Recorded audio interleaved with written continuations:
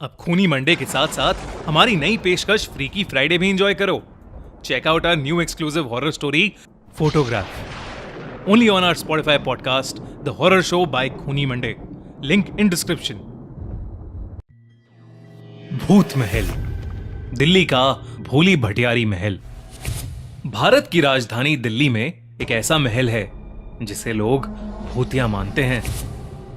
भूली भटियारी का महल, जो कि दिल्ली के सेंट्रल रिज फॉरेस्ट एरिया में मौजूद है। कई लोगों ने वहां अजीबोगरीब चीजें एक्सपीरियंस की हैं। कई लोगों ने वहां एक सफेद साड़ी पहने एक अजीब सी दिखने वाली औरत को देखा है, बल्कि कुछ लोगों ने अजीब सी काली परछाइयों को भी देखा है। कभी किसी के चीखने की आवाजें, तो कभी हवा का एकदम से रुक जाना, जिससे कई लोगों को वहां सांस लेने में तकलीफ भी हुई है। कई लोग मानते हैं कि यहां एक रानी की आत्मा भटकती है। भूली भटियारी के महल के सिक्योरिटी के लिए भी वहां आज तक कभी कोई भी गार्ड रात में टिक नहीं पाया है। रोज शाम होते ही वहां पुलिस बैरिकेडिंग करना शुरू कर देती है। किसी का भी वहां अंधेरा होने के बाद जाना मना है। लेकिन अर्पित और उसके दोस्त कार्तिक और शिखर उस महल के बारे में कुछ नहीं जानते थे। वो तीनों हर संडे अपनी साइकिल्स लेकर शाम को साइकिलिंग राइड्स पर जाया करते थे। उन्होंने अपनी साइकिल्स पर लगभग पूरी दिल्ली घूम ली थी। पर एक संडे शाम वो दिल्ली के सेंट्रल रिज वाली रोड पर साइकिल चलाते चलाते एक अजीब सी सुनसान सी जगह पर पहुंच गए थे। अर्पित को वहां एक पुराना महल दिखा, तो वो वहीं रुक गया और उस महल को बड़े ध्यान से देखने लगा। अर्पित को देखकर कार्तिक और शिखर भी वहां रुक गए। उस महल के पास ठंडी हवा चल रही थी। पसीनों में तर तीनों दोस्त वहीं रुक गए और वहीं आराम करने लगे। अर्पित को वो पुराना महल बड़ा अच्छा लग रहा था, तो वो उसके अंदर चला गया। कार्तिक और शिखर वहीं बाहर खड़े महल के साथ अपनी फोटोज खींचने लगे। कार्तिक ने जैसे ही शिखर की फोटो खींची, शिखर को बुरी तरह खांसी शुरू हो गई। कार्तिक ने शिखर को पानी दिया और अपने फोन को देखने लगा।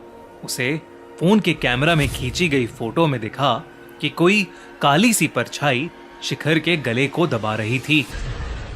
ये देखकर कार्तिक घबरा उठा। उसने जैसे ही ये बात शिखर को बताने के लिए अपना सर उठाया, उसने देखा कि शिखर वहां कहीं नहीं था। तभी कार्तिक को महल के अंदर से अर्पित के चीखने की आवाज आई। कार्तिक भागा भागा महल के अंदर चला गया। शाम ढल रही थी और अंधेरा होने आया था। उस महल के आसपास सिर्फ जंगल था और बड़ी बड़ी दीवारें। गिद्ध भी चारों तरफ मंडरा रहे थे। ऐसे में अर्पित और शिखर दोनों का ही अचानक गायब हो जाना कार्तिक को डरा रहा था। पर कार्तिक को अभी भी नहीं पता था कि वो दिल्ली के भूली भटियारी महल में था, जिसे लोग भूत महल भी कहते थे। कार्तिक सहमा हुआ उस महल के अंदर अर्पित और शिखर को ढूंढ रहा था। अर्पित, अर्पित, शिखर। उसने कई बार दोनों को आवाजें लगाईं, पर सामने से कोई जवाब नहीं आया। तभी अचानक उसे किसी के रोने की आवाज आई। वो उस आवाज के पीछे गया तो उसने देखा कि एक बूढ़ी औरत वहां एक कोने में बैठकर सिसकियां भर रही थी। उसका चेहरा उसकी शॉल से ढका हुआ था। उस बूढ़ी औरत का हुलिया देखकर कार्तिक की जान निकले जा रही थी। फिर भी हिम्मत करके जब उसने उस बूढ़ी औरत से पूछा कि क्या उसने उसके दोस्तों को वहां से गुजरते हुए देखा है, तो उस बूढ़ी औरत ने हाथ के इशारे से उसे महल के और अंदर भेज दिया। कार्तिक जब अंदर गया तो उसने देखा कि अर्पित वहीं खड़ा है। अर्पित एक नजर टिकाए सामने देख रहा था। ऐसा लग रहा था कि जैसे अर्पित किसी के वश में हो। कार्तिक ने उसे जोरों से हिलाया, लेकिन तब भी अर्पित सामने ही देखे जा रहा था। कार्तिक ने जब ध्यान से सामने देखा तो उसे सामने एक छत सी दिखी और उस छत पर एक औरत।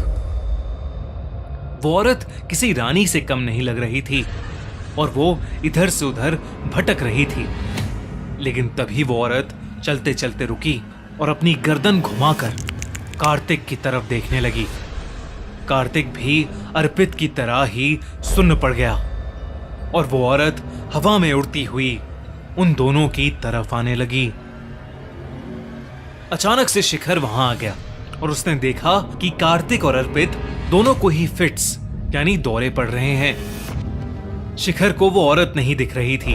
उसने तुरंत ही अर्पित और कार्तिक पर पानी डाला और उन्हें जोरों से हिलाया। तब जाकर कार्तिक और अर्पित को होश आया। दोनों इतना डरे हुए थे कि उनके मुंह से एक आवाज भी नहीं निकल रही थी। शिखर ने बताया कि उसे पास में एक बहुत खूबसूरत मोर दिखा था, तो वो उसे देखने चला गया और जब वो वापस आया तो उसे कार्तिक और अर्पित की चीखें सुनाई दी। अब तीनों बस उस महल के अंदर से निकलना चाहते थे। वो तेजी से बाहर की ओर भागे, पर दरवाजे पर वो बूढ़ी औरत अभी भी खड़ी थी। अचानक उसका शॉल नीचे गिर गया और उसका ढका हुआ चेहरा अब तीनों के सामने था। बूढ़ी औरत किसी चुड़ैल की तरह दिख रही थी।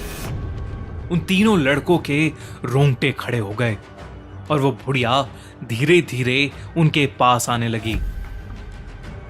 वो तीनों लड़के डरकर पीछे मुड़े तो वो रानी जैसी दिखने वाली औरत भी उनके करीब आ रही थी। तीनों मदद के लिए जोरों से चिल्लाने लगे।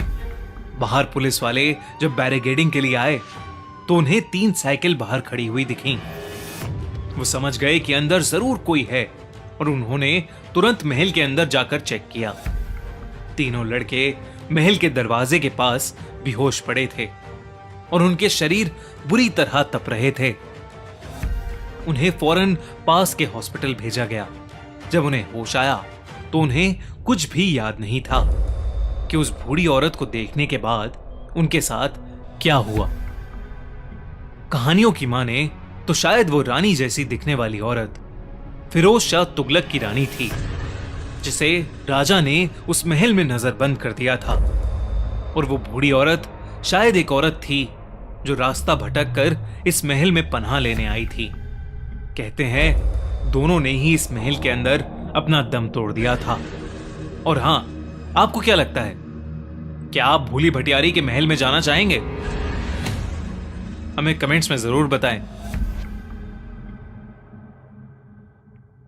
हमारी अगले हफ्ते की कहानी बारिश की रात स्पॉटिफाई पर ऑलरेडी लाइव है, तो डिस्क्रिप्शन में दी गई लिंक पर क्लिक करिए और जल्दी से उसे सुनिए।